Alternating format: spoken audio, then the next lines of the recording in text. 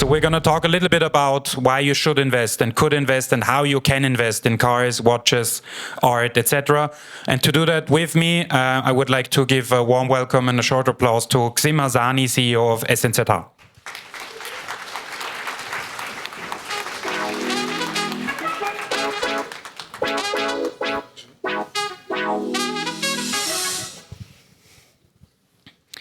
Lieber Xim, du hast ein paar Jahre schon auf dem Buckel, auch wenn man es dir nicht ansieht, in der Finanzbranche. Du warst für Julius Baer und Credit Suisse tätig, auch in der Betreuung von UHNWI, also Ultra High Net Worth Individuals. Und seit 2019 bist du Miteigentümer und CEO von SMZH.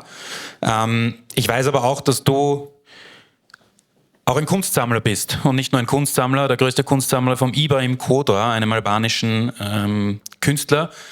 Ist das eine Investmentstrategie, die du da verfolgst? Das ist eine Passion, die du hast? Wie kam es zu dieser Sammlerleidenschaft? Hallo erstmal von meiner Seite. Ich glaube, deine Frage ist richtig gut gestellt.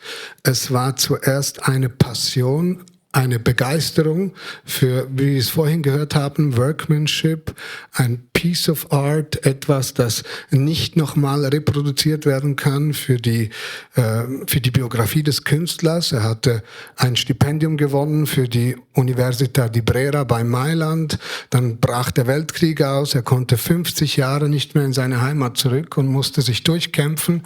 Hat in der Zwischenzeit sich mit Picasso befreundet, in den größten Museen weltweit ausgestellt und das hat mich ein bisschen fasziniert, diese CV-Qualität vom Künstler. Und dann durfte ich mal 1 oder 2 Werke erwerben davon und aus der Passion entstand irgendwann eine Investment Strategy. Ich durfte mit ganz vielen tollen Leuten sprechen, auch mal mit Wolfgang Beltracchi darüber. Und er hat schon mal gesagt, wenn ein Künstler tot ist, ist es schon mal besser zu investieren, als wenn er noch lebt. Das spricht gegen ihn, aber er ist ja auch schon 74. Nein. Und das bedeutet, es können keine weiteren Werke mehr erstellt oder produziert werden. Dann geht es darum, obwohl man bei Kunst ja auch sagt, wie bei vielleicht anderen Luxury Goods, ist eine Geschmackssache etc. etc. Das stimmt selbstverständlich und jeder muss das für sich beurteilen, ob das ihm zusagt oder nicht. Gibt es aber auch qualitative Merkmale, wie wo hat er studiert, wie hat man es gemacht, mit wem hat er ausgestellt und. Und daraus entstand dann eine Anlagestrategie, weil es gibt oftmals Künstler, oder ein Indikator ist zum Beispiel, wenn Werke teurer verkauft werden, solange der Künstler lebt, als nachdem er nicht mehr unter uns ist. Und das bedeutet, dass womöglich die Nachfolgelösung nicht gut gelöst war. Er hatte keine Kinder, es gab 2 Stiftungen und die haben zu wenig gemacht. Und so hat sich aus der Passion, aus der Begeisterung für einen Künstler eine Passion für Kunst entwickelt und so versuche ich immer noch, sehr viele Werke, die auf den Markt kommen, zu erwerben. Wir haben ja die Session Investing in Luxury Assets genannt. Jetzt war am Vormittag auch viel über Luxury Goods die Rede. Wo endet denn das Luxury Good und wo fängt das Luxury Asset an und wie klar kann man diese Trennlinie auch ziehen? Ich glaube, da wäre Felicitas viel die bessere Empfängerin für diese Frage. Ja, die hatte schon genug Redezeit.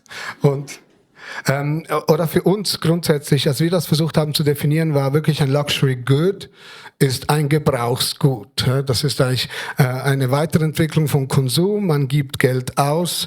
Das ist vor allem für jeder, der verheiratet ist, eine gut bekannte Ausgangslage. Sorry, war nur ein blöder Witz.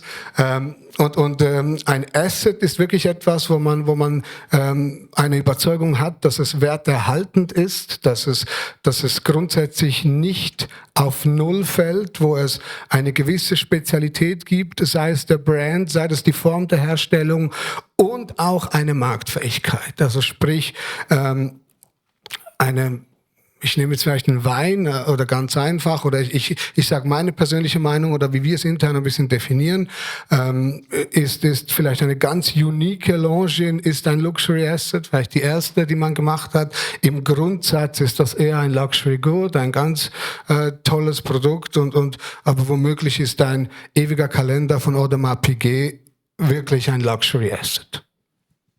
Jetzt gerade in den letzten Jahren mit digitalen Angeboten, mit Neo-Brokern ist es relativ leicht, breit in den Aktienmarkt zu investieren. Kauft man sich ETFs, die dann noch wahnsinnig diversifiziert sind.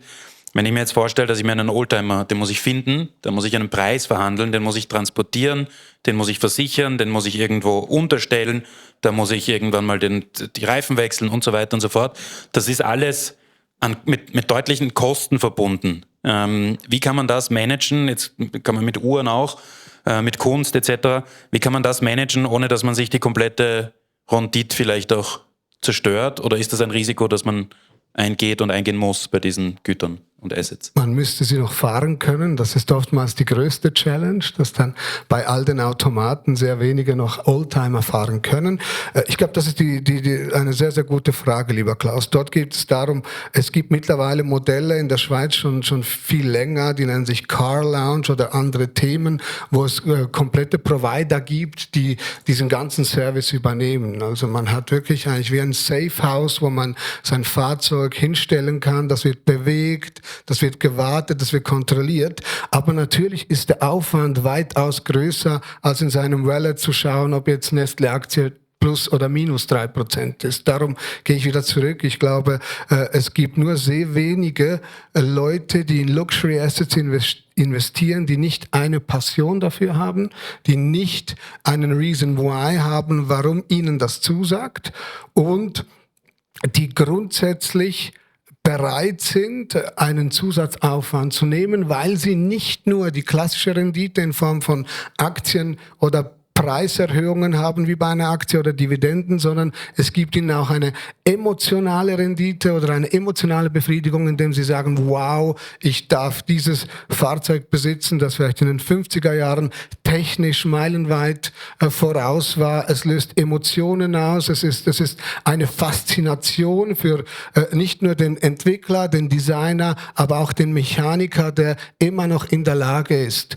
das zu machen. Ich glaube, das ist vielleicht ein kleiner Gegenpart zu, wenn wir auch über künstliche Intelligenz und andere Themen sprechen. Ich glaube, es ist ein sehr aktuelles Thema, dass wir auch über Digital Assets sprechen und diese Asset Class, es gibt verschiedene Beispiele davon, dass das eine sehr, sehr große Nachfrage hat, weil eben die Reproduktionsmöglichkeit nicht mehr gegeben ist. Wir haben vorhin auch am Vormittag in der ersten Session die Frage zum Thema digitale Güter gehört. Wenn wir über Luxury Assets reden, reden wir sehr oft von physischen und haptischen Gütern, eine Uhr, ein Kunstwerk, ein Auto. Wie entwickelt sich denn auch die Finanzbranche weiter, dass man sagt, man kann zum Beispiel in Whisky digital investieren, in Uhren digital investieren, in Portfolios investieren? Was gibt es da für Entwicklungen oder was nutzt ihr da in der täglichen Arbeit auch? Ich muss ganz ehrlich sagen, dass es sehr viele Plattformen gibt, wie man, ob das dann über Blockchain oder andere Themen ist, wie man da mit investieren kann. Da gibt es viel, viel größere Experten, als wir das sind.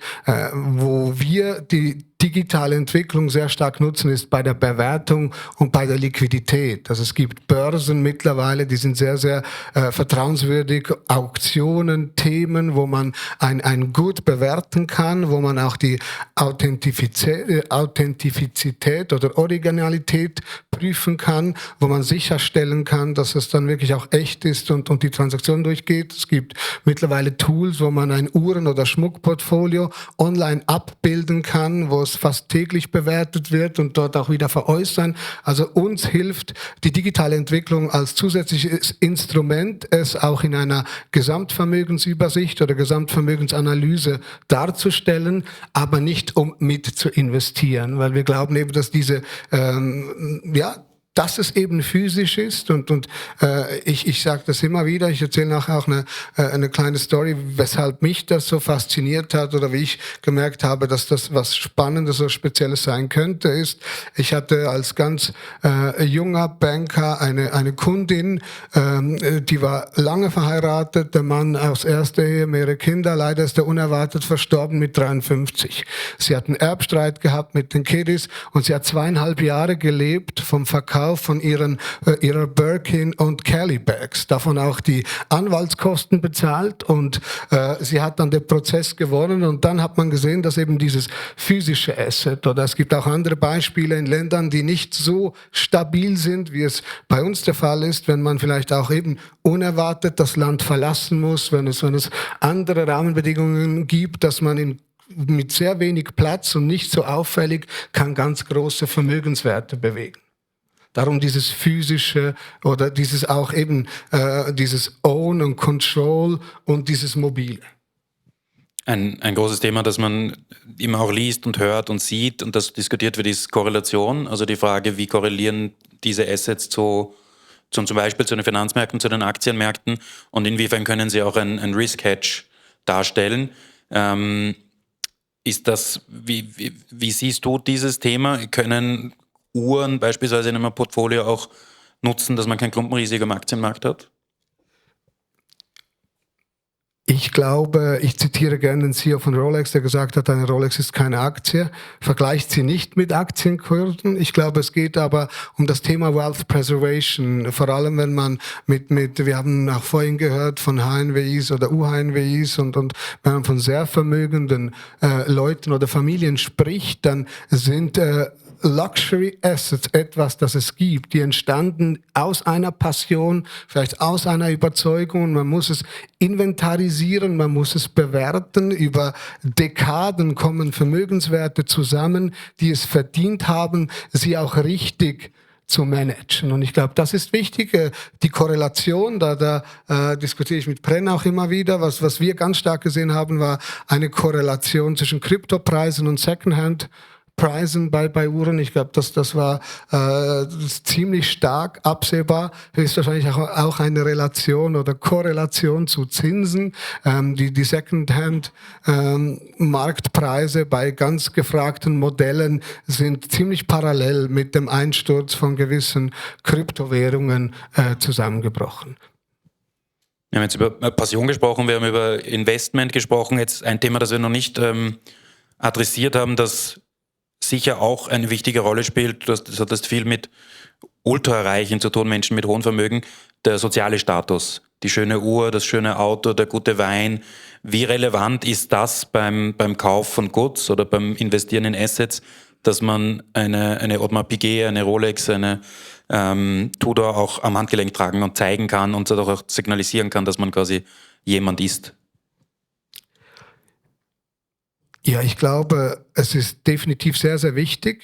Die Motivation dazu ist aber immer unterschiedlich, oder? Wir dürfen sehr viele Unternehmer betreuen, die oder self-made sind, die von null auf etwas aufgebaut haben, die durch den Erfolg dann auch der finanzielle Erfolg haben und wo es auch ein sich etwas gönnen ist. Ich glaube, das ist ganz sicher ein wichtiges Instrument. Man sieht aber auch, dass der Hordentrieb auch bei Luxusuhren besteht. Ich meine, Rolex produziert knapp 1 Million Uhren und jeder will eine Rolex Daytona. Also es ist nicht so, als darf man den Status unterschätzen, ist sicher wichtig. Ich glaube aber, dass das ein abnehmender Grenznutzen ist, oder? Wir haben Kunden oder Familien in einem hohen Alter, die dann, ich sage ja immer von einem guten Jäger oder ein sehr guter Jäger, der wird irgendwann automatisch ein Sammler.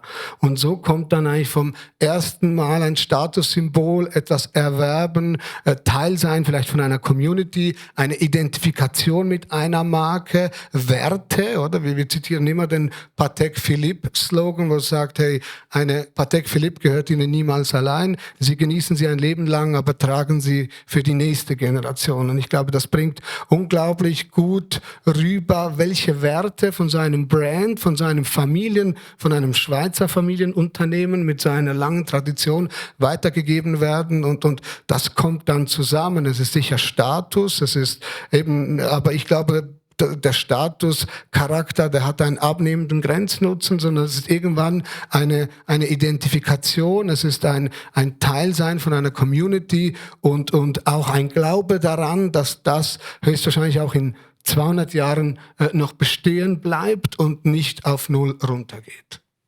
Letzte Frage von mir, bevor wir Ihnen allen die Chance geben, noch ein oder zwei Fragen zu stellen zu dem Thema. Gibt es etwas, wenn ein Kunde zu dir kommt, gibt es eine Klasse, eine Art, ein Asset, wovon du abraten würdest? Also etwas, wo du sagst, Finger weg, lieber nicht, bitte in XY investieren. Ich bin vielleicht wieder Pfarrer.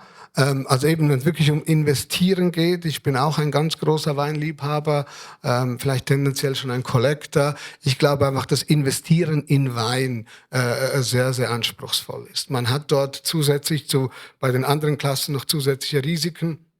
Ist die Lagerung, die Temperatur, Korken und. Und ich glaube, die Weinpreise, das ist ähnlich wie mit Chanel, oder? Das merke ich jetzt zum Beispiel bei mir. Irgendwann sind die Preise so unverschämt hoch, dass ich dann einen anderen Wein trinke, weil es dort einen abnehmenden Grenznutzen hat.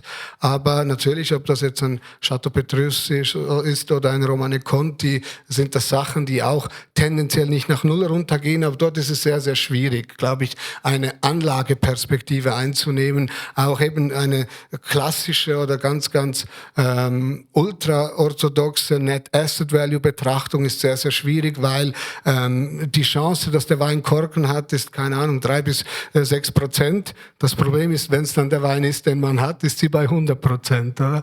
Und so ist es dann ziemlich schwierig, dort das weiterzugeben, weiter zu verkaufen. Das spricht aber auch dafür, ich glaube, die größten Bestände bei großen Weinkellereien sind Petrus und die ganz großen Brands und Etiketten, die werden oftmals nie getrunken, sondern weitergegeben. Und höchstwahrscheinlich lebt das dann auch von diesem Mythos, wie wir zu Beginn angehört haben, dieser Mythos, so etwas zu haben, eine Kultur weiterzugeben und es nicht wirklich genießen zu wollen oder sich zu getrauen.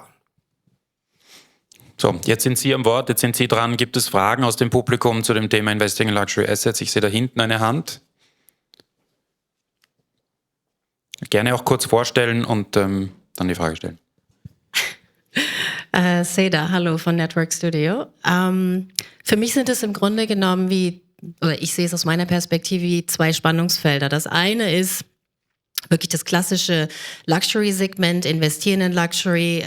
Produkte sind natürlich dann auch Assets teilweise, die eigentlich nur den Wert haben, den jemand darin sieht, oder? Wenn wir jetzt von Kunst zum Beispiel sprechen. Und dann haben wir irgendwie wieder ein anderes Spannungsfeld mit der neuen Generation, die weg vom Besitzen und hin zum Benutzen geht. Oder? Also, dass man eben gar nichts besitzen möchte oder nicht die Notwendigkeit darin sieht, weil man sagt, hey, YOLO, ich lebe mein Leben jetzt so, oder? Wer möchte sich irgendwie an ein Produkt binden? Aus deiner Perspektive, wie sieht das aus? Ist das etwas, was du erlebst? Ist das etwas, wo du sagst, das kann ich genau diesen Menschen zuordnen? Einfach aus deiner Perspektive. Vielen Dank. Eine sehr, sehr gute Frage. Ich kann dir sagen, wir haben bei uns Pascal Jenny, er ist eben im Thema Nachhaltigkeit und genau bei den Themen eher in der Opposition zu mir. Und was wir ganz stark feststellen, auch wenn ich mit den Manufakturen spreche oder auch mit jetzt beispielsweise Bucherer oder wem auch immer, ist es so, dass auch die junge Generation, sie möchte wahrscheinlich weniger Verantwortung haben und weniger Responsibility mit den Luxury Assets, darum vielleicht Luxusimmobilien und Oldtimer. Was wir jetzt sehen bei der jungen Generation ist eine ganz, ganz große Andrang auf Uhren und Schmuck.